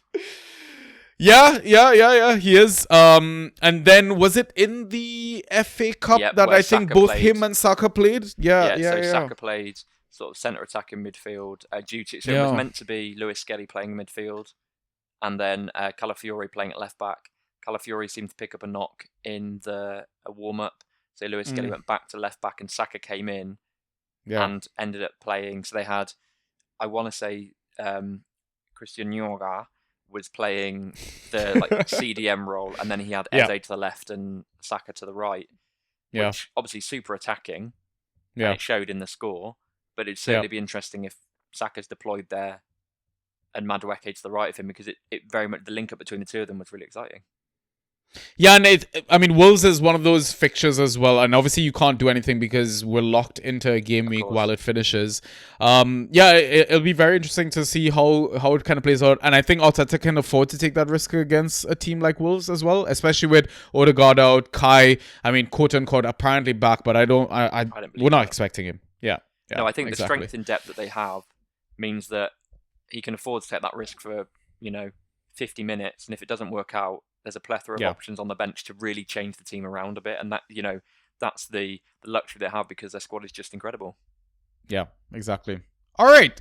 So now I think what we'll do is take our halftime pint, and we will be back after the break with some league updates and some questions. So we'll see in a bit.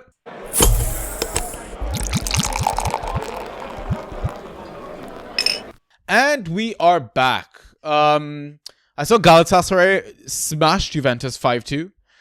Madrid are currently winning 1-0 away to Benfica. Dortmund winning 2-0 at home against Atalanta. And Monaco PSG 2-all, even though Monaco are down to 10 men. Yeah, I don't know. This whole knockout Champions League, I miss the old Champions League, man. Like, where there was normal groups, away goals, added drama. Like, yeah, I know that some people after, I'll come out and admit it, that like last match of the week is of the group stage in the Champions League, the new format is incredible. Oh, carnage! It's absolutely unbelievable. But the rest of it is just pretty pants. So I certainly prefer the old makeup. But I guess the situation we're in now, we're sort of almost at that point where it's the away goals knockout stages anyway. It just takes too long to get to this point. Yeah, fair. All right, let's move into some league updates now. All right, so given that you only have DPL to talk about, shall I let you go first with DPL? I'll do my DPL and then round things off with IGL. Sure thing. So, as I said last time, there was going to be a curse that was going to hit me at some point. So, yeah, not going too well for me this game week. I'm about 40 points down on my opponent and just really putting up a terrible score, something like 65, something around that. Ooh, I've got João Gomes and Hugo Bueno still to play, so I'll be lucky to be breaking 70, to be honest. So it's not looking too great. In terms of standouts, as I said, very bloody few standouts. So poor around, only Munoz and Hugo Bueno have got 10. And obviously the Bueno one was a fluke with the substitution that definitely was after the 60th minute. And then Bruno putting up 9.5. Outside of that, regrets. I can't really have too many because it's not as if players on my bench scored brilliantly. I obviously benched Angulo, who scored 11, but that wouldn't have been the difference maker. I mean, it's arguable whether the trade that I mentioned, so trading out Pedro Neto for Douglas Luiz and Iwobi, is a regret longer term. I'm not sure because the rest of my strikers, you know, I've still got Esteval, Ollie Watkins, Angulo, and someone else who I probably should remember because I obviously love them dearly, like they're my children. But it's not as if I'm there, you know, left with two forwards. Yeah. So it's not the end of the world. In terms of roster concerns, however, it's what to do at forward now because Neto was I was like, you know, I've got Neto and Watkins, and I've got Esteval there in case Neto is benched and we can sort of go from there.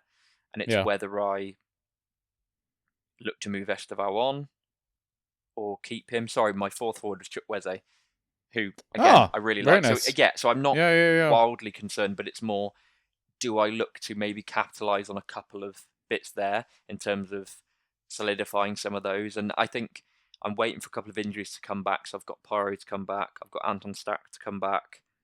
Yeah. So the team is in a bit of a state of flux at the moment. I've got Matty O'Reilly. I punted on him. That hasn't paid off rather. So there's a few players I'm, you know, umming and ahhing over. The one thing I am slightly optimistic about, and I wanted to touch on this before, is I've held Coyote through this poor spell in the last maybe 4 or 5 game weeks. But I'm now feeling more optimistic about him with this upcoming schedule. Put up good numbers in the FA Cup last night. I know it was against a poor Macclesfield team, but still clean sheet, solidified it a bit more. And I just wanted to ask, just before we move on to your recap, how are you feeling about Brentford defensive assets going into this sort of run of games? I know there's been some clamouring for people to dive on Seth Vanderberg or is Collins going to get back in, for example? Yeah, I mean, it's interesting because I don't think the left back can be trusted for Fantrax points, or if they bring on Hickey. Yeah, whoever they are, right? And we've seen as well that I think Keith likes to reward players with good form. I think that's why a year came back into the team. And obviously Collins was out because of this stitching or something that he had, and it was uncomfortable for him. So it feels like Sepp is maybe one of the safest options there after Coyote. And I think Coyote is probably the most nailed and exciting option to kind of have. I don't know if this is true, but I feel like Coyote has given away the most penalties as well in the league. It's a shame. I mean, just from like watching the games and stuff as well. Like I feel like Brentford in general have given away some penalties, quite a few penalties, even though like Igor Thiago's has taken quite a few as well. But yeah, I mean, they don't play a top 6 club until game week 34. And we've seen that Brentford have managed to kind of keep a clean sheet, even though they don't come across like a team that seems sturdy or solid enough at the back to do so.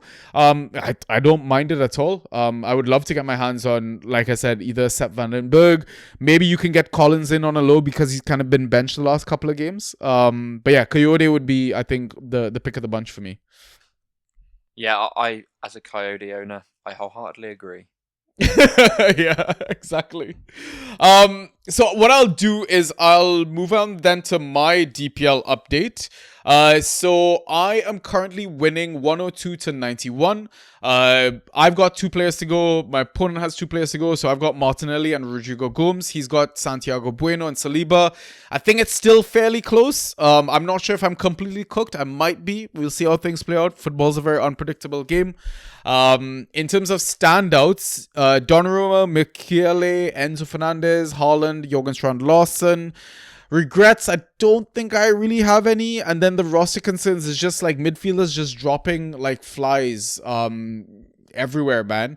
Like I had like such a solid midfield of what was it? Tavernier, Stark, Enzo Fernandez, Grealish, and now it's Enzo Fernandez plus friends, and the friends being like Martinelli, Ryan Sessegnon, Rodrigo Gomes, like I mentioned, the double game week asset. I only picked him up because it was the double game week, right? He wasn't getting continuous starts or continuous 90-minute games, but in the small patches, I was just like, okay, if I get a patch here and a patch there in a double game week, maybe he gets like 8 to 10 points, and I'll take that as like my mid 4 sort of thing, right? Win. Yeah. Yeah, exactly, right? And he's already on 5.25 before, like, what, in 59 minutes? So there's a chance he might not even start the game and comes on and maybe scores more than what he got originally. So Or we'll comes see. on and scores an own goal, ends in the negative. Or that. And then you don't look so smart. Yeah, and this game is just crazy like that, man. You never know what to expect in fantasy sometimes. Did you end up getting the fact, by the way? Yeah, it looks like it's incredibly boring, and there's 5 or 6 players that have conceded 2 penalties. Coyote is one of them, but so is his goalkeeper, Guivan Keller. I will have to find the fact myself and show you after the pod then, because I'm certain I saw it somewhere or whatever. But then moving on to IGL quickly, also currently winning that one, 94 to 86.5. My opponent is completely done. I've got 4 players to go. But again, even though I know it's a guaranteed win, or it feels like a guaranteed win, like you mentioned, there could always be an own goal. There can always be a red card. Yeah, celebrate. Let's just see how things. Celebrate. We'll just see how things go, right? Standout players there. Yersa Mosquera, the Wolves defender. I went back there. I trusted it. I got very lucky, I think, with it was 10 with a clean sheet. Yeah. Enzo Fernandez, Madueke, who I held on to, and Declan Rice. In terms of regrets, benching my sleeper pick, Matson, who scored nearly 20 points. And then roster concerns, as always. I'm just always, concerned about my forwards because Orokodari is my forward one. But I think we mentioned pods ago with Strand Larsen's departure, he's now a 90-minute man that will just get ghost points. 5 to 6 points. As well. Yeah, right? It is what it is. And then, like I mentioned, injuries to midfielders. Now I've lost Bruno G in that roster. So I kind of got to decide, I think, on a game week to game week basis, what I really want to do with him. But yeah. Before we round up this segment, though, we've got some picks from our mods, and I'm going to get you to quickly rate them. So we'll start with Andrew. Last week's Luke Shaw, 13.25 to West Ham, no cleanie, lovely outing, 2 key passes, a shot on target, accurate cross, a successful dribble, 3 aerials, running up on that left side. He obviously added this just to rub it in your face, right? rightly so, but I also do think that we really seriously need to look into Premier League players listening to the pod when I'm on, and specifically having the games of their lives after that. Yeah. I mean, all jokes aside, good to see a player that's had a difficult time over, I say recent years, several years, putting in a good shift. Yeah. Nearly scored as well. Yeah, there is that. If it wasn't for 1B, yeah. But this week, James Hill, 30% owned, is absolutely criminal. Low-hanging fruit on this hill, but the hill will rock the hammers. Also, I feel it important to note this was the OG Pies punt. He deserves credit for suggesting Hammers Jill off the jump. I mean, yeah, I want to give credit where it's due to Pie for that. That it's an absolute disgrace that Andrew thinks it's appropriate to be putting James Hill as some sort of punt. I think you agree here. I can understand he's, rinsing a technicality there. Yeah. But nobody applauds you, Andrew. Nobody. All right, let's move on to Pie's actual punt. Given the barren forward landscape, Pie's punt this week is a guy that scores 8.4 points per start and a whopping 13.7 points per 90. It's a double punt that he can convert some of his points per 90 potential. Oh, that feels like a tongue twister. And that he benefits from the new manager bounce. Will Omari Hutchinson come good under Vitor? Let's punt. Boing. Sorry, the amount of time you said bounce there. Will Omari come good? Why not? I like Omari Hutchinson. I mean, there's as good a chance as any. But at the same time, it could be that Vitor comes in and goes, I love me some Bakwa.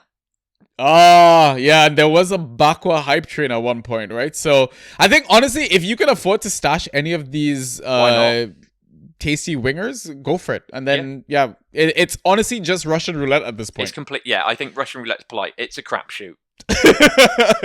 All right, let's move on to Tasha's Tempter. Sepp Vandenberg, 31% rostered, 7.92 ghosts per game, 8.15 fantasy points per game. Brentford have a tasty run in to finish the season too. He's a set and forget until they get spanked at Old Trafford, but you'd probably roll him out that game too. As my fellow mods like the low-hanging fruit, I was tempted to play at the heartstrings and mention Matty O'Reilly. Is the Discord ready for the comeback?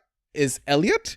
Shout out to Ryan for the last 2 weeks. He's just hit the 60% limit. But yeah, his shout out, Sepp Vandenberg. I don't hate it. I mean, we've spoken at length about Brentford's upcoming run. So I don't necessarily hate it, but I'd be interested to see whether Collins does come in and disrupt that slightly. So he can score well, but with Collins probably won't. But yeah, I don't hate it as a punt. In terms of Matty O'Reilly, I obviously was very much a realist last season rather than a skeptic. This season, I was coming into the season was much more hopeful, I think, with the penalties and things like that. But it does look like Hertzler is sort of out on O'Reilly for a little bit anyway, and was just looking at him as maybe limited minutes for the time being. So I'd love for him to have a comeback, but I think that punt maybe needs to be held for a few weeks. Yeah, agreed. And then Mr. Nauru, Trey Hume. I mean, I wonder why. I mean, listen, I'm still waiting for Trey to get his first goal this season. He will score at least one goal this season. I just don't know when. He looked pretty good I think, in the last game week in terms of actual on-field action. I think he was amongst it, but the points weren't necessarily there. Yeah. And I do think that he's been surpassed by Mukiele as the Sunderland defensive darling, let's be honest. Yeah, so true. All right, let's now move on to our final segment, which is the questions. So we'll kick things off with Ross N's question. His question is about fantasy fake, fantasy for real, but we don't do that on this pod. We do not when you work for them. But we do fantasy bad, fantasy baddie, okay? But James Hill is basically his question. I feel like we've spoken at lengths about James Hill. It's an obvious baddie. Oh yeah, 100%. Imagine I did a heel turn then and went, the whole thing was a ruse. I don't believe in James Hill. No, yeah, 100% baddie. Yeah. All right, next question is from JB Rev 13. What team do you support and why? Who was the first footballer that you fell in love with growing up? And pick an EPL best 11 with a max of one player per team. So, I mean, people have always wondered who you support. And I think you've kept it under wraps for the longest while. And listen, you're quite okay to do so. I would never force anyone to say or admit something that they don't want to. We can speak about Vafdad. Okay, we can speak about Rough Dad. So my dad's favourite team is Everton, and he supports them because I think so. We didn't grow, or I say we. He didn't grow up anywhere near Liverpool, but I think he was drawn. He fell in love with a footballer called Alan Ball, who, for those that aren't acquainted with, was a brilliant player in like the 60s and 70s. Played for Everton, was great for England, World Cup winner with England. And yeah, so that was why his heart decided to be an Everton fan. In terms of like the first footballer that I fell in love with growing up, I guess that England team when I was younger was quite a glamorous sort of team. So you had Beckham was really excited, was obviously everyone was obsessed with Beckham and also hated him at the same time. Michael Owen came through. I remember his TV show of like football skills and things where the famous "Well done, he's 13" gif comes from. That was very much there. And I think those were, and like Joe Cole was really exciting at that time. I think there's a lot of people that supported Liverpool that were sort of in love with Gerrard.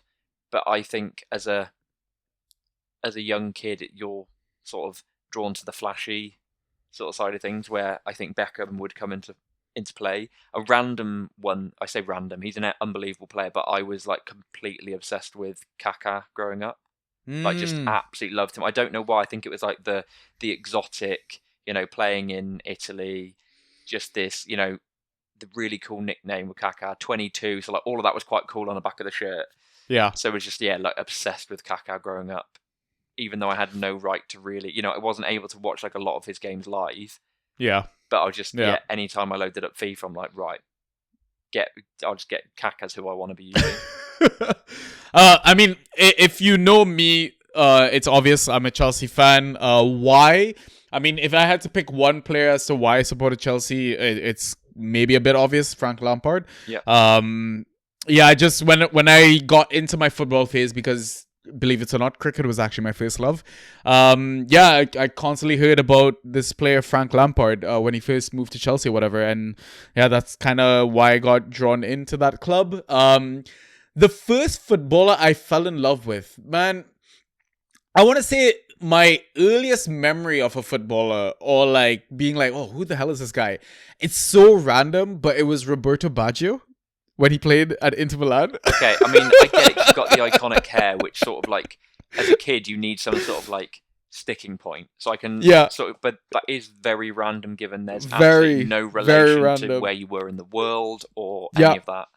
So the thing is growing up and supporting football teams at that age or that era, Serie A was one of the top leagues. It's where the money was.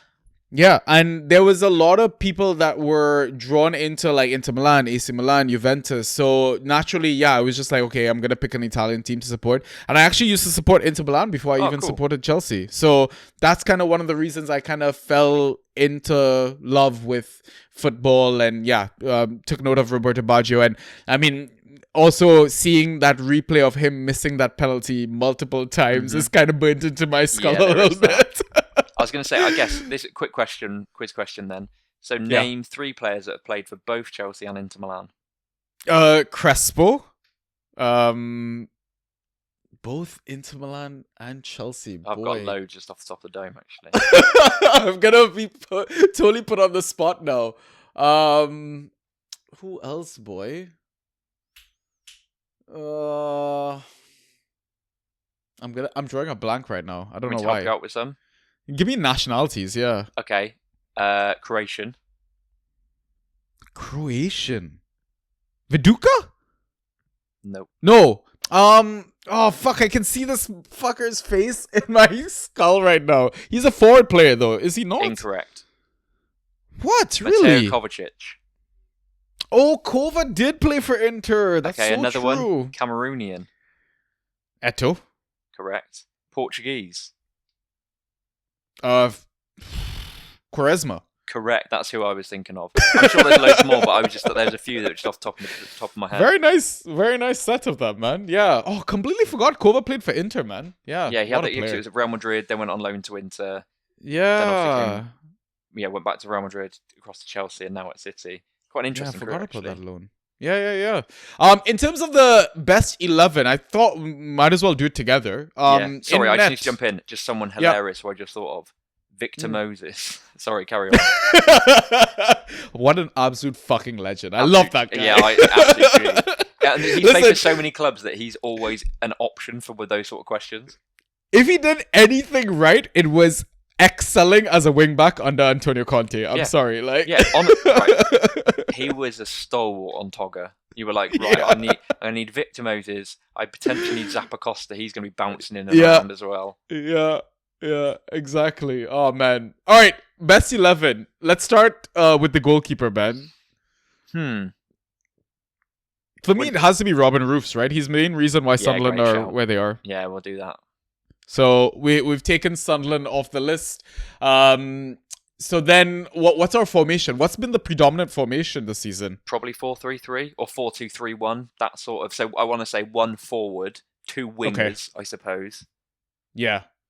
Do we start in defense or start up top? I think let's maybe start in the hardest. There's not a huge number of strikers. I personally just think let's just say Haaland. Yeah, let's just get it out of the way. Because if you look at the rest of the City team, no one's been miles ahead of everyone else in their position. Yeah, that's true. Then, I mean, if we're gonna go Arsenal, then we have to go Gabriel Magalhaes then, right? I know we're jumping from one side of the formation to the next, but what other player? I mean, I guess Declan Rice. Yeah, okay, let's go Rice. Great as well. Let's go Rice. Okay. I think Aston. Aston Villa, I think you have to put Bruno Fernandes in. Yeah, that's fine. But the number 10 version.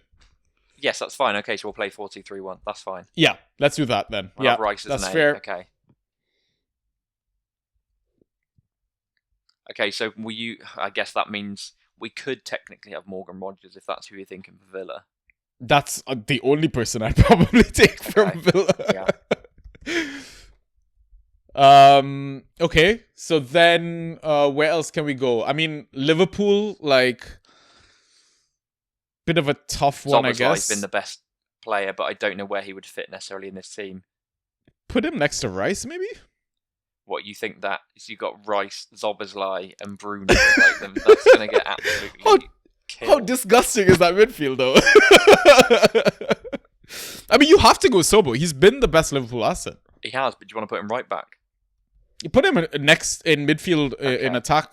Yeah. Yeah, I just feel like it's a bit of a cheat code, but I'm fine with that. So you need somebody to go next to Rice. I mean, he's not been.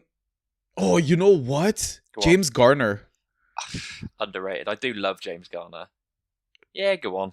Let's put Garner there. Yeah. All right, now we got to fill out a back line, man. Okay. The issue is we've taken Roos. We could have had Mukiele. Oh, okay. We'll do Munoz. Yeah, that's back. Fair. I'm happy with that. Yeah. I mean, centre backs. Is it too bold to throw James Hill? I was literally going to say, should we just put James Hill in? Let's do it. Amazing. Yeah. I'm trying to think who else we've got in terms of centre backs. We've not said anyone from Chelsea. I've got a good shout. Pascal Struijk. I like that. I was also going to say Malik Chow. Let's go Chow. Newcastle. I like him a lot. Yeah, let's go Chow. I mean, because we could have gone Lewis Hall as well for that position. Good point. We could go with Lewis Hall, but also we could go Cure James Justin or go Struijk James Hall. Justin seems too soon.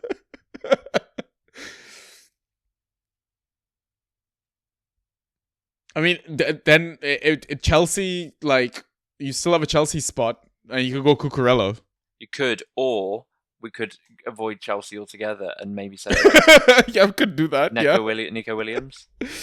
Yeah, don't feel he's a fancy great darling, about but Nico he's not Williams. really been great. Yeah. So I mean, in terms of like quote unquote top clubs that we have left, we've got Chelsea left. Brentford, I mean, I don't feel great about giving Coyote a spot here because... I mean, and Coyote doesn't play left back, let's be honest. We've got to stick to this. Yeah. Truthfully.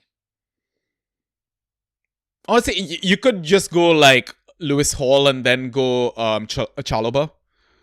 We can't put Chalobah. He's been so bad second half of the season. I'm happy to go with Lewis Hall as the left back, and we'll think of someone else to go in at centre back. If you want to say Strike, we'll go with him. Let's do it. Yeah, go Strike. Yeah. So yeah, like obviously, like it's not like the best Premier League 11 on paper. We obviously threw in a bit of Fantrax bias into that, but yeah. So the team is Roofsanet, Munoz, Hill, Stroik, and Hall. Midfield of Rice, Garner, behind the likes of Bruno Fernandes, who's in the 10, Rogers and Sobo on the sides, and then Holland up top. Honestly, this team would cook. The team would cook. The hilarious thing is, who is taking set pieces? There's like there's going to be like Lewis Hall, Rice, Garner, Zoboslai, and Bruno all stood over the free kick, being like, right, which one of us is going to take this one? Love it. Who takes the penalty? Not Haaland. It's gonna. Oh, who does take the penalty? I think it's probably gonna be. Oh, Bruno's missed 2 this season. Maybe it is Haaland.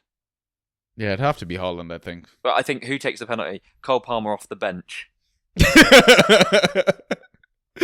Oh, yeah, it's crazy. Chelsea player didn't make it, guys. I know. Everyone Good question, though, man. I enjoyed that. Yeah, really enjoyed it.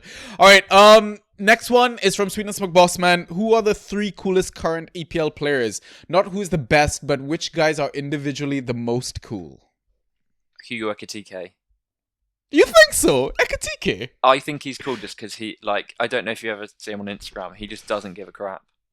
I mean, Anton Stock posts some really good posts every now and then. He does, but he is using a lot of water with that AI-generated content. No, I weirdly just think, yeah, Hugo Ekitike is quite fun.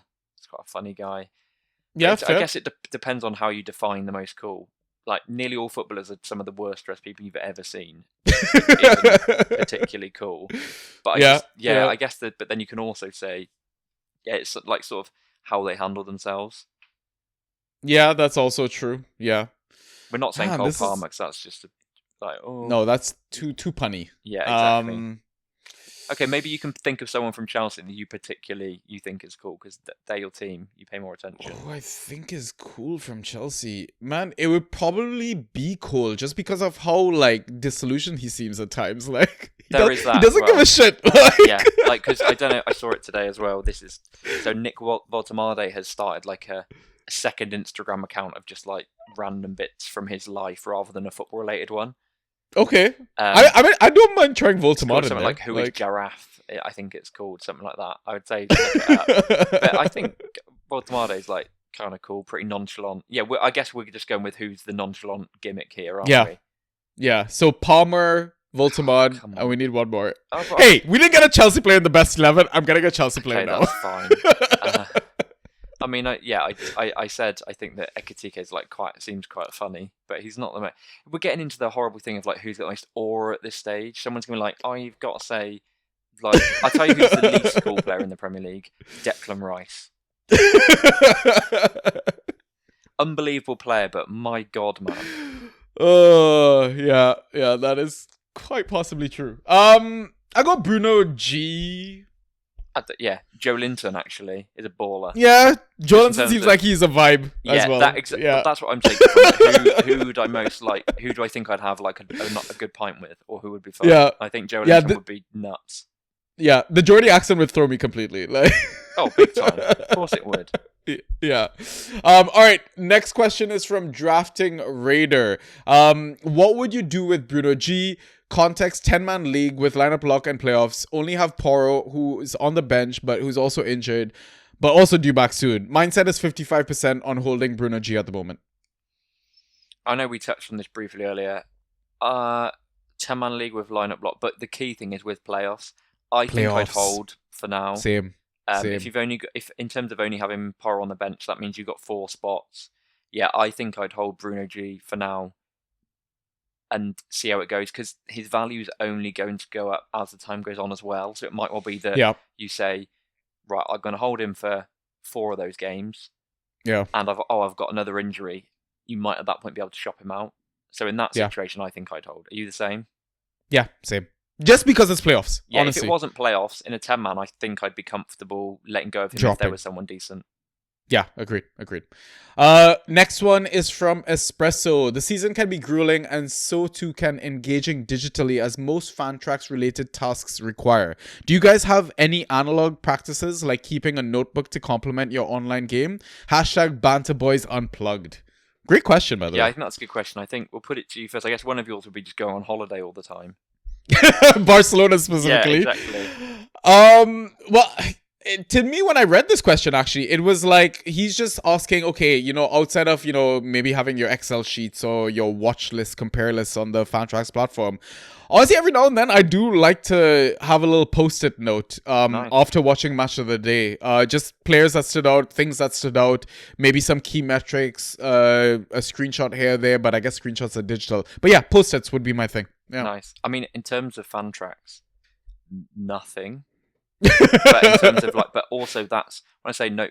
In terms of nothing, I don't keep the digital note of those things either. Apart from the pod, obviously I'll do the revision and stuff for the pod and remind myself. But yeah, even then, I don't really keep a track of Excel spreadsheets in terms of what's going on.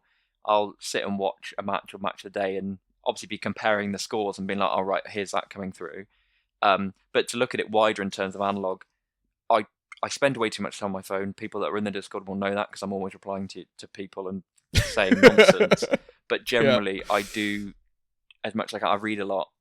So it's not necessarily fan tracks related, but I think it can be useful generally when we are so entrenched in our phones to try at least now and then to try and spend time doing other things.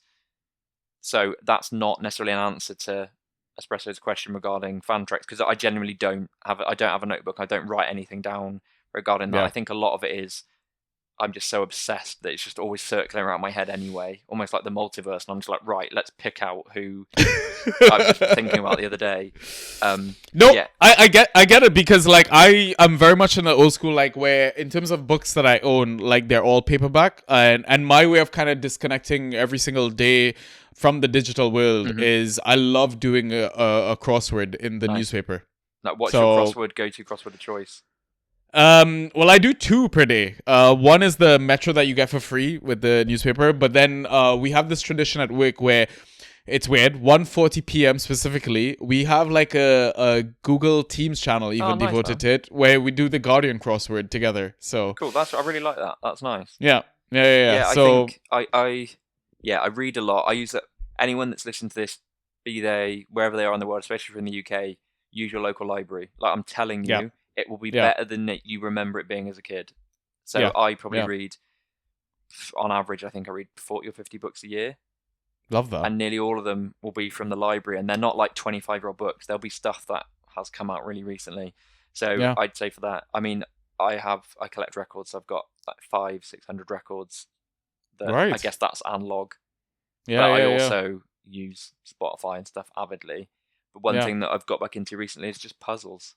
I know this. We've now got I love a good really puzzle. Boring section, but if you are someone that's inclined to do puzzles, especially in the UK, Vinted, you'll be getting decent, nice ones for £3. Not the ones that your parents had, where it's a photo of or a drawing of 2 cats on an armchair.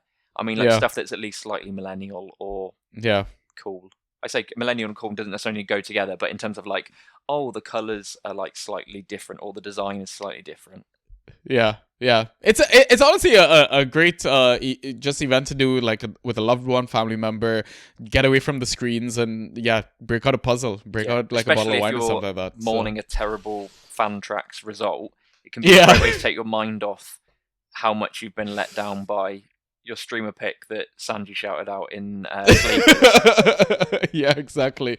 All right, final question is from Ghost FC. Are the following gents bad or baddies? Jensen. Ooh, it's harsh to say he's bad, but I don't have full faith in him. It's halfway. What, baddie? Baddie with 1D, basically. Yeah, maybe. Baddie. Beatty, yeah. I like that. Angulo. Baddie, I like him. Yeah. Nice debut, man. Vandenberg. Same as Jensen for me. Yeah. James Justin. Love the man, but I think it's probably going to downturn to bad. I think he'll do a great job filling in, but I think he'll lose the sets and then the floor starts to dissipate. Yeah, agreed. And then finally, Omari Hutchinson. Bad. Yeah, just because I don't know how secure the minutes are going to be. Exactly. It very much is a wait and see sort of approach with him and any of the Forest assets. But yeah, those are the questions, and that is the pod. Elliot, it was another great session in the books. Thank you so much for filling in for Ryan. I think you're going to be absent for the next one, but Ryan is going to be absent for the next 4 to 5 pods. So Elliot will definitely be back. Before we sign off, any final thoughts, words? Enjoy the last bit of calm before we're then thrown back into the next game week. Yeah. And hopefully, especially from the UK, hopefully we see a bit more sunshine and everyone's mood starts to perk up a little bit. Because it's certainly been a miserable 2 months so far. Yeah, you might remember when we talked about those Brazilian footballers that have moved to the UK for the first time. Yeah, so. Ryan's come over. I know he scored 2. He's probably looking around going, "Is this a joke? Like what?" the heck is this? And for those people such as yourself that aren't even from the UK, I bet you're thinking, "Why am I here? Like, why have I chosen to be here?" So for those that aren't in the UK or aren't aware, it's so far in the UK rained every single day of 2026. Yeah. Go get vitamin D, guys. Great supplement to own when you live in the UK. I'm telling you that now. It sounds like you're angling for a sponsor. Maybe. We'll hey, Boots, you're listening to me, right? Yeah, Holland and/or Barrett, get involved. Get in. Yeah, guys, just remember, it's just a game. Have fun. Don't take it too seriously. If you want advice and you're not part of the Discord, definitely come check us out. It's not just about Fantrax. We talk about literally anything and everything. But yeah, we'll catch you on the next one then. Peace!